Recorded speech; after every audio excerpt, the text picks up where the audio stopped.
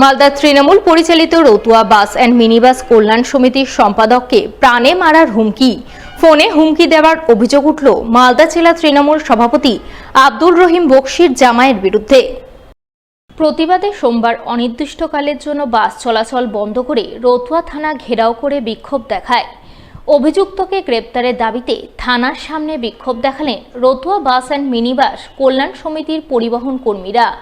বিক্ষোভে সামিল তৃণমূল পরিচালিত রতুয়া বাস অ্যান্ড মিনিবাস কল্যাণ সমিতির সম্পাদক ওসমান গনির অভিযোগ, তারা যে মালিকের গাড়ি চালান, গাড়িতে তাদের হাতে কোনো দুর্ঘটনা ঘটলে বাস মালিকদের সাহায্য সহযোগিতা করার কথা, কিন্তু তৃণমূল জেলা সভাপতি আব্দুর রহিম বকশির জামাই শেখ আমিনুল ওরফে রয়্যাল, যিনি একজন বাস মালিক, তিনি পরিবহন কর্মীদের কোনো সহযোগিতা করেন না। এই বিষয়টি রবিবার তারা তাদের সংগঠনভুক্ত আলোচনায় তুলেছিলেন মাত্র। আর এই কারণেই জেলা তৃণমূল সভাপতির জামাই তাকে ফোন করে গালিগালাজ করে প্রাণে মারার হুমকি দেয়। দান আর খায়রাত করেন আপনি, সে ঠিক আছে, আপনার পয়সা আছে, আপনি দান খায়রাত করবেন বা করবেন না, সে আপনার টাকা, আপনি দান খায়রাত। তোমার কত বড় আছে, তুমি এই কথাটা মিটিং এ বলবা, তোমাকে ছিঁড়ে দিব, মেরে দিই, আমি বলছি কি তোমার কোন বাপ আছে দিয়ে বাঁচানোর, সেটা বলবা দিয়ে কি? এই ঘটনার প্রতিবাদে সোমবার তৃণমূল পরিচালিত রতুয়া বাস অ্যান্ড মিনিবাস কল্যাণ সমিতির সদস্যরা রতুয়া থানার সামনে বিক্ষোভ দেখান।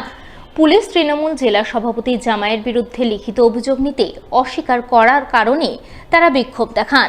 বিক্ষোভে সামিল পরিবহন কর্মীরা এদিন রতুয়া মানিকচক মালদা রুটের বেসরকারি বাস পরিষেবা বন্ধ করে ঘটনার জোরালো প্রতিবাদ করেন এবং আগামীতে এই সমস্যার সমাধান না হলে জেলা পুলিশ সুপারের দ্বারস্থ হওয়ার কথা জানান।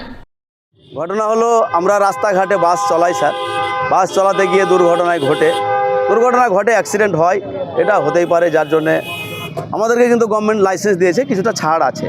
এবার মালিক পক্ষরা কিন্তু কেসগুলো হ্যান্ডেল করে, শ্রমিক যে যাবে হাজিরা দিতে তার কিন্তু কেসের পয়সাগুলো কিন্তু হ্যান্ডেল করে ওরাই।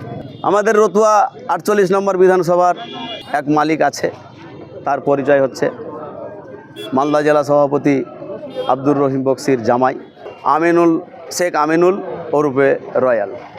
আমি এখান থেকে প্রোগ্রাম সেরে আমি বাড়ি যাই, আমার পাশে আরও একজন ছিল আমার সহকর্মী, ও আমাকে একটা ফোন করে আমাকে প্রাণনাশের হুমকি দেয়, অকথ্য ভাষায় গালিগালাজ করে, আমার কাছে রেকর্ডিং আছে। এবার তারা যতক্ষণ পর্যন্ত সুরাহা না করে দিচ্ছে বা তাকে অ্যারেস্ট না করছে, ততক্ষণ পর্যন্ত আমরা এই কর্মবিরতি চালিয়ে যাব। যদিও অভিযুক্ত বাস মালিক শেখ আমিনুল ওরফে রয়্যালের বক্তব্য, রবিবার মিটিংয়ে ওসমান গনি তার বিরুদ্ধে কিছু মন্তব্য করেছিলেন, তার প্রতিবাদ জানিয়েছেন মাত্র তিনি। গতকালকের মিটিংয়ে ওই ইন্ডিভিজুয়ালি শুধু আমাকে একাকি যে অ্যাটাক করেছে এভাবে কথার মধ্যে দিয়ে, আমি কনফার্ম হওয়ার জন্য আমাদের একজন সঞ্জয় মিশ্র বাস ওনার ছিলেন, ওনার সামনে আমি মোকাদ্দারের ভয়েস রেকর্ড করেছি দিয়ে, এবং তারপরে আমার একটা গাড়ির যে স্টাফ আছে জয়ন্ত, আমি জয়ন্তদাকে ফোন করি, ও বললো তুমি প্রতিবাদ করলে না, বলে আমি বলেছি যে না, আমরা গাড়ি চালাবো না কেন।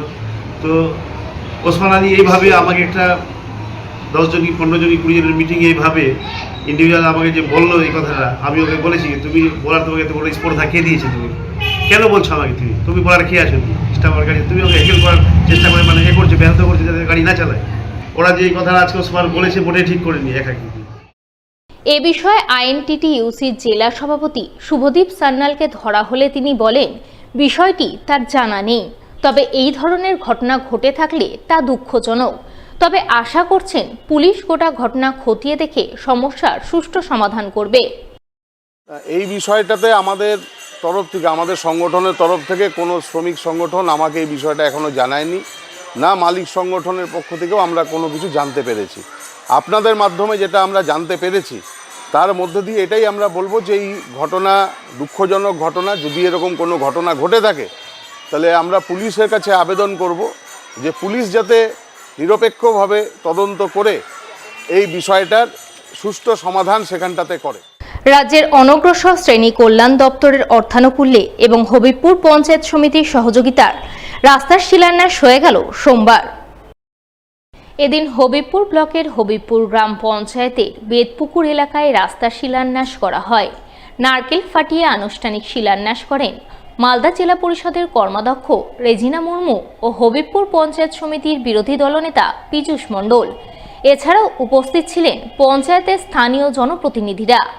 আজকে আমরা মাননীয় মুখ্যমন্ত্রী মমতা বন্দ্যোপাধ্যায়ের অনুপ্রেরণায় বিসিডাব্লিউ দপ্তর থেকে আমাদের হবিপুর জিপির অন্তর্গত এই বেদপুকুর গ্রামে একটি ঢালাই রাস্তার এখানে গ্রামবাসীর বহুদিনের দাবি ছিল। বর্ষাকালে খুব সমস্যা হতো যাতায়াতের জন্য, তাই এখানে গ্রামবাসীর বহুদিনের দাবির স্বার্থে আমরা এখানে আমাদের পঞ্চায়েত সমিতির বিরোধী দলনেতা পীযূষ, পঞ্চায়েত সমিতির মেম্বার বীরেশ মণ্ডল, এখানে প্রধান গ্রামবাসীর উপস্থিতিতে আজকে আমরা বিসিডাব্লিউ দপ্তর থেকে যে আমরা এই রাস্তাটি আনতে পেরেছি, এখানে সকলের উপস্থিতিতে আমরা আজকে এই রাস্তার শুভ শিলান্যাস